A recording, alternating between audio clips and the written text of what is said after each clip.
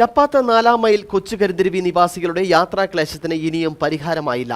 റോഡിന് 50 ലക്ഷം രൂപ ഫണ്ട് അനുവദിച്ച് നിർമ്മിതി കേന്ദ്രത്തെ ഏൽപ്പിച്ചിട്ട് 2 വർഷം കഴിഞ്ഞു.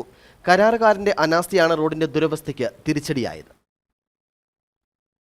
50 ലക്ഷം രൂപയുടെ നിർമ്മാണം ഏറ്റെടുത്ത കരാറുകാരന്റെ അനാസ്ഥ ചിന്നാർ 4 മൈൽ കൊച്ചുകരിന്തിരുവി നിവാസികളുടെ യാത്രാക്ലേശം വർദ്ധിപ്പിക്കുകയാണ്. വർഷങ്ങളായി തകർന്നു കിടക്കുന്ന റോഡ് സഞ്ചാരയോഗ്യമാക്കാൻ വാഴൂർ സോമൻ MLA ആണ് പ്രാദേശിക വികസന ഫണ്ടിൽ നിന്നും 50 ലക്ഷം രൂപ അനുവദിച്ചത്. ജില്ലാ നിർമ്മിതി കേന്ദ്രത്തിനായിരുന്നു നിർമ്മാണ ചുമതല. എസ്റ്റിമേറ്റ് തയ്യാറാക്കുന്നതിലടക്കം തുടക്കം മുതൽ നിർമ്മിതി ഉദ്യോഗസ്ഥർ വീഴ്ച വരുത്തി.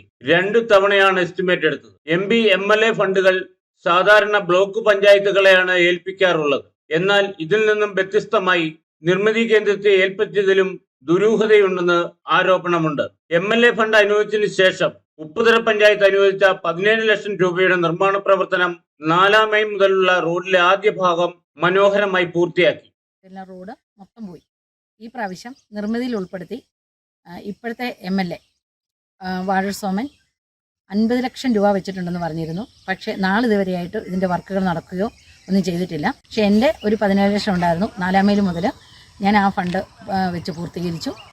കട്ടപ്പന കുട്ടിക്കാനം മലയോര ഹൈവേയിലെ ചിന്നാർ 4 മൈലിൽ നിന്നും വാഗമൺ മൊട്ടക്കുന്നിലേക്കുള്ള ഏറ്റവും ദൂരം കുറഞ്ഞ പാതയാണിത്. കൈതപ്പതാൽ മുതൽ ബോർഡ് വരെയുള്ള ഭാഗമാണ് സഞ്ചാരയോഗ്യമല്ലാതെ കിടക്കുന്നത്. കാൽനടയാത്രയും ദുഷ്കരമാണ്. പ്രദേശവാസികളുടെ വാഹനങ്ങൾ മാത്രമാണ് ഇതുവഴി ഓടുന്നത്.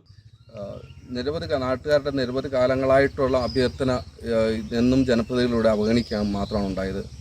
ഈ റോഡ് ശരിക്കും പറഞ്ഞാൽ ഒരു ദിവസം 100 കണക്കിന് വാഹനങ്ങൾ പൊയ്ക്കൊണ്ടിരുന്ന റോഡായിരുന്നു. പക്ഷേ നാളിതുവരെയായിട്ട് ബഹുമാനപ്പെട്ട MLAയുടെ ഭാഗത്തുനിന്ന് ഈ റോഡ് നന്നാക്കുവാനായിട്ടുള്ള യാതൊരു ശ്രമങ്ങളും നടത്തില്ല.